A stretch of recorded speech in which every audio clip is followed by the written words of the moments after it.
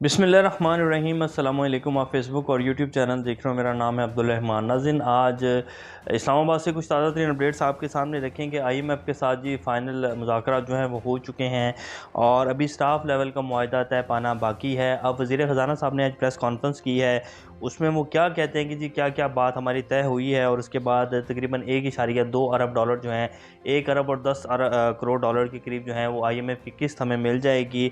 मुफ्ता इस्माइल साहब ने क्या कहा है, इसहाक डार साहब की जो सारी ये पिछले कुछ 3-4 माह की उनकी एफिशिएंसियाँ हैं और जिस तरह वो काम कर रहे हैं वो भी आपके सामने रखेंगे। इमरान खान साहब के ऊपर जी एक और कातलाना हमला हो सकता था, बाल बाल बचे हैं। ज़मान पार्क में एक शख्स पकड़ा गया है जिसके पास से पिस्तौल भी बरामद हुआ है। ये ख़बर की डिटेल भी आपके सामने रखेंगे। इमरान खान की सिक्योरिटी जो है, जिस तरह की सिक्योरिटी उन्हें रियासत की तरफ से दी जानी चाहिए थी वो वापस ले ली गई है। अब इसके पीछे जैसे कि शेख रशीद साहब भी बारहा कह चुके हैं, इमरान खान साहब भी कह चुके हैं कि जी मेरे ऊपर दोबारा हमला हो सकता है और उन्होंने आसिफ जरदारी साहब का नाम लिया कि जी बाकायदा दहशतगर्द ग्रुपों को मेरे नाम की सुपारी दी गई है और मुझ पर दोबारा कातलाना हमला हो सकता है। तो आज एक शख्स बाकायदा जो है ज़मान पार्क से मशकूक शख्स जो है वो पुलिस ने हिरासत में ले लिया उसको। जब उसको उसकी तलाशी ली तो उसके पास से क्या क्या कुछ निकला वो भी आपके सामने रखेंगे। तुर्की में ज़लज़ले से अब तक जी क्या हलाकतें हुई हैं उसकी कुछ नई रिपोर्ट आई है। पाकिस्तान की रेस्क्यू की टीमें जो हैं वो तुर्की पहुंच चुकी हैं। इसके ऊपर आज वज़ीर-ए-आज़म साहब जो हैं उन्होंने अमदादी सामान के कुछ जहाज़ जो हैं वो भेजे हैं तुर्की, और वहाँ उन्होंने पाकिस्तान की आवाम से क्या अपील की है ये भी आपके सामने रखेंगे। इससे पहले अगर आप लोगों ने चैनल को सब्सक्राइब नहीं किया तो रेड बटन को प्रेस कर लें और बेल आइकॉन को भी प्रेस कर लें ताकि लेटेस्ट अपडेट्स आप लोगों को मिलती रहें। ये जो हमारा ताल्लुक है ऐसे ही जुड़ा रहे। सबसे पहले वज़ीर ख़ज़ाना साहब ने जो आज प्रेस कॉन्फ्रेंस किया उसका हवाला आपके सामने रखते हैं। फिर इमरान खान साहब का जो कातिल है दूसरा पकड़ा गया है उसके बारे में भी आपके सामने कुछ तफसील रखेंगे। अब हमारे जो वज़ीर ख़ज़ाना साहब हैं वो कहते हैं कि जी IMF से बात फ़ाइनल हो चुकी है, मज़ीद 170 अरब रुपए के टैक्स लगाने होंगे। डीज़ल पर मज़ीद 10 रुपए लेवी बढ़ानी पड़ेगी। पेट्रोलियम मसनूआत पर PDL पूरा वसूल करेंगे। अब ये PDL भी टैक्सेस की मद में ही जो है वो बढ़ाई जाएंगी प्राइजेज़, और इसके ऊपर भी जो है प्राइस लेवी की मद में बढ़ाएंगे जो भी करेंगे, लेकिन PDL उन्होंने कहा कि जी पूरा वसूल करेंगे। बिजली के 300 यूनिट तक के सार्फिन को IMF जो है वो सब्सिडी देने के ऊपर हमने मना लिया है उसको। हालाँकि मनाने वाली बात कोई नहीं है, ये IMF की मेहरबानी है क्योंकि उसे पता है कि पिछले 6-7 माह में जिस तरह के एक बहुत बड़ा पाकिस्तान में सैलाब आया है और उसकी वजह से बहुत बड़ी तबाही हुई है पाकिस्तान में। तकरीबन 35 अरब डॉलर के करीब जो है पाकिस्तान को इसका नुकसान हुआ है इस सैलाब की मद में। तो IMF को ये बात बहुत अच्छे से पता है, पूरी दुनिया को पता है। तो IMF ने इसलिए जो है 300 यूनिट तक के जो घरेलू सार्फिन हैं उनको सब्सिडी देने के ऊपर IMF कहता है कि जी ठीक है आप दें। IMF के जब स्टाफ लेवल के मुआहदे हो जाएंगे तो 1.2 अरब डॉलर जो हैं वो पाकिस्तान को अगली किस्त मिल जाएगी। अब इसके ऊपर हमारे जो वज़ीर ख़ज़ाना साहब हैं वो कहते हैं कि जी कर्ज़े 70% बढ़ गए हैं, माशियत की बदहाली के ज़िम्मेदार नाअहल लोग थे। अब इमरान खान के दौर में अगर देखा जाए तो सबसे ज़्यादा कर्ज़ों की वापसी की गई है, 6% ग्रोथ रेट थी। दुनिया के बड़े बड़े जो इकोनॉमिस्ट इदारे हैं वो पाकिस्तान की तारीफ़ें कर रहे थे और पाकिस्तान की मैशत का जो है वो डंका बज रहा था। लेकिन अब ये कह रहे हैं कि जी नाअहल लोग थे, तो इन्होंने जो पिछले 4 माह में आगे कार्रवाइयाँ डाली हैं, इनके अपने ही जो पैराने मुफ्ता इस्माइल साहब हैं जो वज़ीर ख़ज़ाना थे, वो इसहाक डार साहब की जो कारकर्दगी है उनके बारे में जो कुछ कह चुके हैं पिछले 2 से 3 माह के अंदर, और अभी जो हम आपके सामने रखेंगे वो भी है। तो वो कह रहे हैं कि जी कर्ज़े जो है 70% तक बढ़ चुके हैं। 1800 अरब रुपए जो है हमारी रिकवरी है, 3000 अरब जो है हमारा ख़र्चा है बिजली की मद में और इधर-उधर।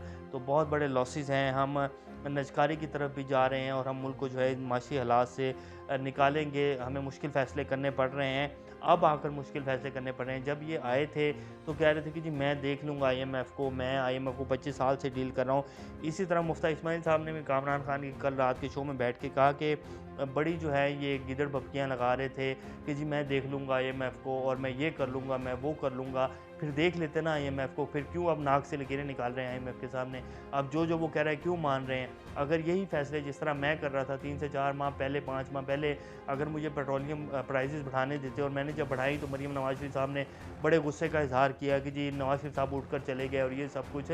तो मैं बिल्कुल ठीक फ़ैसले ले रहा था। अगर ये फ़ैसले चलने देते तो मुल्क जो है इस तरह की उसमें सिचुएशन में नहीं आना था कि अब पाकिस्तान के जो ज़र मुबादला के ज़खायर हैं वो कल तक $3 अरब के थे परसों तक, और अब $2.9 अरब के रह गए हैं। जैसे कि हमने भी आपके सामने रखा कि मैक्सिमम 10-15 दिन या 20 दिन या 1 महीना चलेंगे, अल्लाह ना करे ऐसा वक्त आए, लेकिन इस तरह ज़र मुबादला के ज़खायर जो है वो 1999 वाली सिचुएशन पर आ जाएंगे। और 1999 में क्या हुआ था, जब $1.2 अरब के पाकिस्तान के सिर्फ ज़खायर रह गए, उसके बाद मार्शल लॉ लग गया था।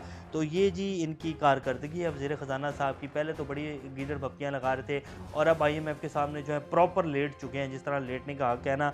अब कह रहे हैं कि जी आप जो कहेंगे हम करेंगे, आप हमारे माई बाप हैं, आप जिस तरह कहेंगे हम करने के लिए तैयार हैं, लेकिन आप हमें जो है किस्त दें ताकि हमारा जो मुल्क है थोड़ा सा वो हमारी कोई जो कुछ इज़्ज़त है वो बच जाए। बाकी कारकर्दगी का हाल ये है कि सुप्रीम कोर्ट आज एक केस की सुनवाई कर रही थी, जिसमें उन्होंने कहा है कि जी रोज़ाना की बुनियादों के ऊपर पाकिस्तान से $4 करोड़ जो है वो गैर कानूनी तौर पर बाहर जा रहे हैं। तो हुकूमत को चाहिए कि वो इकदाम करें। तो हुकूमत के इकदाम जो हैं आपके सामने हैं कि उन्होंने क्या इकदाम किए हैं।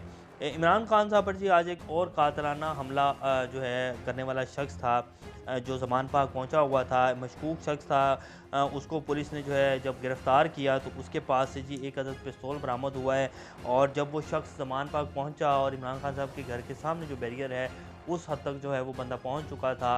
और जब उसकी पहली इंटरव्यू हुई तो उसने कहा कि जी मैं मियाँ वाली से इमरान खान साहब का पार्टी कारकुन हूँ, और मैं जैसे यहाँ दूसरे लोग आकर बैठ रहे हैं, मैं इसलिए इमरान खान साहब के पास यहाँ आया हूँ। लेकिन जब उसकी कुछ हरकतें देखी गई, कुछ दिन पहले भी कुछ ऐसे लोग वहाँ से मशकूक देखे गए जो बाकायदा वीडियोज़ बना रहे थे और उनके पास जो है वायरलेस के सेट थे। और उसके बाद फिर आज ये बंदा जो है पकड़ा गया है और इसका नाम है ज़रारुल्लाह खान, इस बंदे का नाम है। और कह रहे कि जी मैं मियाँ वाली से आया हूँ, अब इसके पास एक पिस्तौल बरामद हुआ है। तो ये जी इस टाइम की सूरत हाल है। इमरान खान साहब बारहा अपनी दफ़ा पहले भी उन्होंने कहा कि जी मेरे ऊपर इस तरह जो है मजहबी इंतहा पसंदी का एक बनाकर सारा प्लान और मेरे ऊपर हमला किया जाएगा, और उनके ऊपर उनकी कही हुई बात बिल्कुल सच साबित हुई, इनके ऊपर हमला हुआ। फिर उस बंदे की वीडियो बाहर निकाली गई ठीक 15 से 20 मिनट के बाद, और उसने फिर जो बयान दिया वो आप सब लोगों के सामने है। तो अब दोबारा से वही सारी हरकतें जो है शुरू की कर दी गई हैं। बहरहाल अल्लाह जो है इमरान खान साहब की हिफाजत फरमा रहे हैं, और अल्लाह जिसे अल्लाह रखे उसे कौन चखे। ये जो मर्ज़ी भी कर लें, जो इमरान खान साहब को कत्ल करना चाहते हैं ये तो उनका प्लान है ना, और एक मेरे अल्लाह का प्लान है। अल्लाह ने अगर इमरान खान साहब को दूसरी ज़िंदगी दी है तो वो किसी मकसद के लिए दी है, और इंशाल्लाह वो मकसद जो है वो पूरा होगा। और मेरा अल्लाह जो है वो इस मुल्क को जिसने बनाया था, जिसके करम से ये मुल्क वजूद में आया था 27वीं रमज़ान को, इंशाल्लाह ये मुल्क जो है वो ता क़यामत तक कायम रहेगा, और ये इन सारे हालात से बाहर भी निकलेगा और ज़रूर निकलेगा। तो ये जी सूरत हाल है। अब हमारे जो वज़ीर-ए-आज़म साहब हैं उन्होंने नई अपील जो है वो पाकिस्तानी कौम से कर दी है, और पाकिस्तानी कौम जो है वो खैरात करने में दुनिया की मेरे ख्याल चंद सबसे बड़ी कौमों में आती है, और पाकिस्तान में खैरात जो है बहुत ज़्यादा की जाती है। तो अब हमारे वज़ीर-ए-आज़म साहब जो हैं आज वो एक इमदादी सामान का जहाज़ भेज रहे थे, तो उन्होंने वहाँ ख़िताब करते हुए कहा कि जी तुर्की में तारीख़ का जो है बदतरीन 100 साला तारीख़ का बदतरीन ज़लज़ला जो है ये इस खित्ते में आया है, और हमें अपने तुर्क बहन भाइयों के साथ कंधे से कंधा मिलाकर खड़ा होना है।